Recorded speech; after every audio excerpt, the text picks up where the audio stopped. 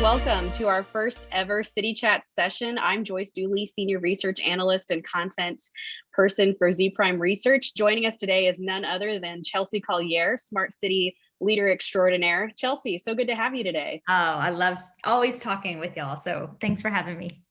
Yeah, absolutely. For those of you that don't know what City Chats is, it's going to be a quick informal conversation with some of the best and brightest in cities and community leaders. We're going to be digging into what is a smart city, all the different components, et cetera. But today, we're really going to be talking about what the secret to holistic smart city development is and how cross-functional collaboration between industry and government is crucial for success. But before we dive into all of that, Chelsea, I would love to find out what makes you so passionate about smart cities. Yeah, thanks, Joyce. Smart cities always gets kind of codified under a technology term, but what I'm passionate about smart cities is actually less driven by technology and more driven by how people work together in communities. I'm relatively obsessed on the overlap between people, cities, and technology. And if you think about it, as human beings have been coming together in communities, now we just simply call them cities.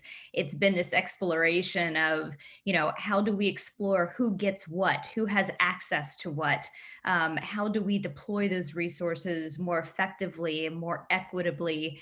The kind of conversations that we are having now in our modern realm can now be answered with data analytics, all fueled by technology. So it's such a cool chance to use where we are in the fourth industrial revolution to try to answer questions that we've been asking since we were gathering by riverbanks where there was no technology. We barely had tools. So I just think it's a great opportunity, and I feel really lucky to be in the middle of it. Well, we're very lucky to have you in the middle of it because you do some pretty phenomenal work, and I've had the pleasure of knowing you for several years and watching it kind of expand over time, and the impact has been really wonderful. So this discussion is going to be really fantastic. Yeah. You've traveled the world in pursuit of understanding just how countries create smart cities and have learned some of the best practices. And, from your travels, like what projects have stood out to you the most? Yeah, very early in my exploration of smart cities, which really began as the US was emerging in smart cities in 2016. So other countries, have a longer track record, but this is just where we are. A few cities have stood out to me. The first, you can't talk about smart cities without talking about Singapore. Such an interesting exploration because they are a city nation, a really unique form of government. They are, in our American purview, teeny tiny, about 4 million citizens / residents. So, as a Texan, it's like kind of Houston. Right. You think about, they don't export anything, they don't import anything. They're kind of this gateway between East and West. So they very early on identified that innovation was their gross domestic product. So everything that they do, government is working with industry. They are very focused on how they take their little sliver of the world and use smart technology to understand it. One of the first times I was introduced to the concept of a digital twin was in 2017, I think, in Singapore. Oh, wow. And, here we are in 2021, and it's just starting to kind of emerge in conversation. Well, they were rolling it out. So I think, it's hard for us as a large country of the US to kind of imagine that they can deploy things faster because they're smaller. But I think they're definitely one to watch just because they're so innovative. No, most definitely. And I think in another conversation that you and I have had, the approach that Sweden and Norway has taken, kind of, for example, has really stood out to you in terms of, future planning or how they run through their projects prior to deployment of any kind. And I'd love to get a little bit more in-depth perspective on that from you as well. Yeah, I've had the great fortune of spending a lot of time in Sweden, and initially was really blown away because whereas in the US, we focus on execution and outcome very quickly, maybe even a little too quickly, where in Sweden, they take a lot of their time at the beginning of the project And it's all about collaboration. Who's at the table? Who's missing? Are we aligned on the values? Are we aligned on the goals and the objectives? They spend a lot of time getting kind of collective buy-in, and then once that collective buy-in is kind of checked off, then they start executing. Where I think in the US, and a lot of this is driven just how our projects are financed, although that may be changing. We have to flip it to where we have to identify the outcome, identify the ROI, execute, and then get people to the table based on something that we can actually show and touch and feel. So perhaps some of that is changing, but I think we have a lot to learn from the Swedes. And they're realizing a lot of the success. They're constantly winning innovation awards around their smart cities projects. And I think the way that they do things is one of the reasons why. Yeah, thank you. I mean, I was just about to ask you, because I got into a conversation with someone recently where they were talking about, the difference of definitions or the phases of development within smart cities and where the US really stacks up compared to other countries. And so you kind of touched on it a little bit, but where do we compare, or how do we stack up in comparison against countries that are a little bit more mature in those efforts than we are? Yeah, I was just, I had the chance to be at the University of Manchester right before the pandemic hit. So I'm so Oh. glad to be able to do that the summer before last. I don't know, time is a strange thing now. But it was Mm-hmm. just reading their updated digital plan in Manchester, UK, not the US, Manchester. And it's, I read through this plan, I'm just like, oh, this is the guidebook. Like, this is the playbook. I wish I could just change some of the names and just execute this in cities all across the US. And maybe one day that will happen. Maybe I'll just find a magic wand like in the backyard or something. But the US is a bit slower. And part of it is because we've just been at it longer. 2016 was not that long ago. And also there's a lot less, or traditionally has been a lot less, either direction, mechanisms, frameworks, and funding from the federal level. Now, Right. when this, with this kind of once in a generation Build Back Better plan and some of the federal stimulus money, I am really hoping that this sets a new kind of pathway. And I was just listening to Bruce Katz. I don't know if everyone's familiar with his work. He's the author of The New Localism. And if you haven't read his book, please do. It is also another blueprint for, how cities should move forward. And he talks about that if we get it right, these stimulus dollars, can really kind of set up cities that are prepared to work collaboratively, to focus on combined outcomes. And some of that funding can create some of those pathways, whereas before we just had to focus on execution. So hopefully some of that is changing. And I think that will be a real, kind of kick in the pants for smart cities, because you can do more of Yeah. the collaborative work. And the way that we've set it up, our sectors are not incentivized to collaborate. It takes a real community champion. I think, you all definitely play that role, to convene people, to align people, to make sure everyone understands what everyone's talking about. If there needs to be primers on the technology, the application, I mean, even just understanding what people's priorities are, where they're coming from, and how they see the problems in their community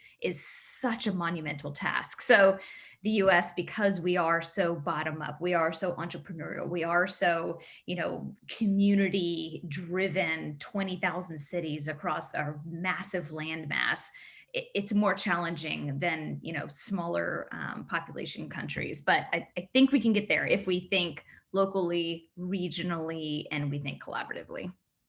No, I completely agree with you. I'm very excited to see some of the stuff. So the telecommunications and infrastructure, plans as well, and strategies that were coming out of the last administration, in addition to this current administration, plus the emphasis on clean technologies and renewables, I think are going to really be able to bolster a lot of the development that we're talking about. But you and I both know that it's not just about the funding, and it's not just about the technology pieces. It really comes down to the people and the processes and the frameworks. And so, here's to hoping that we've got some really good models coming into place so we can maybe blueprint that and execute at scale. So Mhm. you've done I mean, because like talking about disruption, or we're talking about the US as sort of shoot from the hip, or like just like let's get out there, let's identify the problem and go solve it and make Yeah. something happen.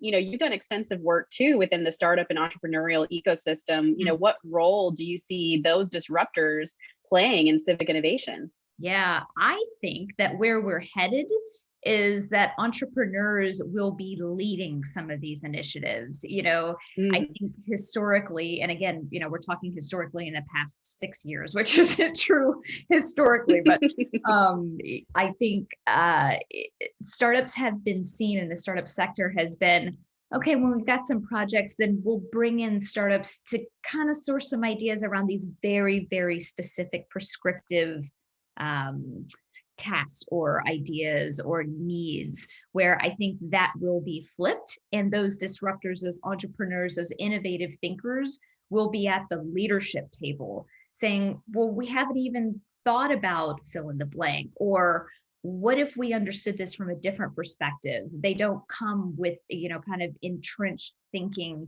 And that is exactly the kind of mindset that we're going to need to move that forward. So I see the next realm as being a celebration of entrepreneurs and rule breakers and innovators working collaboratively with government and understanding everybody has something to give and everybody has something that they need. And by defining that better and understanding that we're all kind of on this level playing field, not a hierarchical structure, we're going to get there faster. It may be a little messy in the beginning because we're all having to work differently. But once we figure out those frameworks, or maybe one group can figure out those frameworks and then, it can be replicated.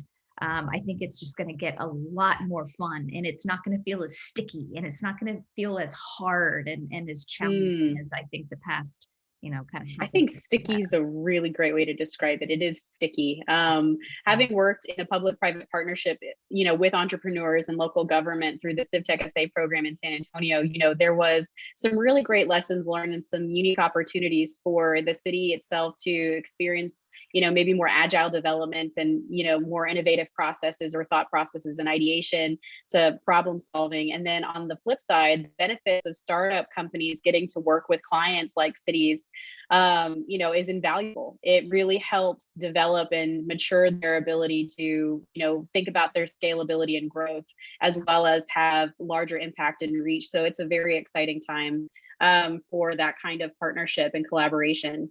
So I think you and I have talked a little bit about this in length, but there's kind of a formula for innovation projects, right? So like you've got your agitators and your disruptors, and then your builders and nurturers and your stewards of those projects. But I would love to hear you talk about the formula a little bit more. Yeah. Well, I'm putting my words into action, and I'm actually working with an expert consultant named Paula Zamara. She's the president and the founder of Inclusion for Performance, and she's used to working with high performing teams at the corporate level, and real rock stars.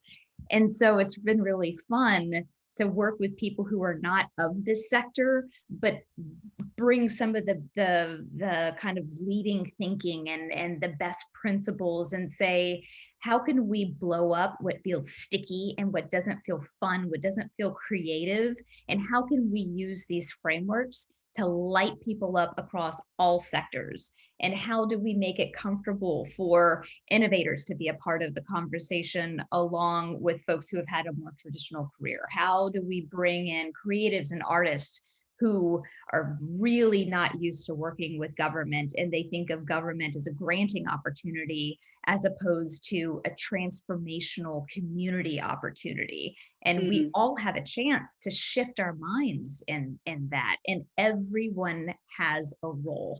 And I think if we do this right, I don't know how many sensors and IoT devices are going to be everywhere, but I think that success will look like everyone knows how to plug in and at least Yeah. exercise what their vision is for their community. Doesn't mean that that's going to be implemented, but they have a mechanism to be heard. And one of the most exciting things that is cool that I'm exploring right now is all these online platforms for citizen and resident engagement. And Mm. in the past, that was, a town hall where somebody had to show up at 10 a.m. and stay there till 4 p.m. and wait for their item to be brought up on the docket. But that is all transforming so quickly, and because of the pandemic, because we're all having to kind of tune in digitally. And so now you have this hybrid effort where for folks who are experiencing the digital divide, who don't have the digital resources that they need to fully participate, how do we build an inclusive set around them? And there's just opportunity everywhere if you come at it with that mindset. So these aren't easy challenges, but it feels much more doable than it ever has before. Well, I couldn't agree with you more. And Chelsea, thank you again for such an amazing conversation. Oh, Join yes. us soon, guys, when we have our next City Chat session coming up. But Chelsea, Collier, thank you again. It's always a pleasure. Yeah. And with that, we'll see you later.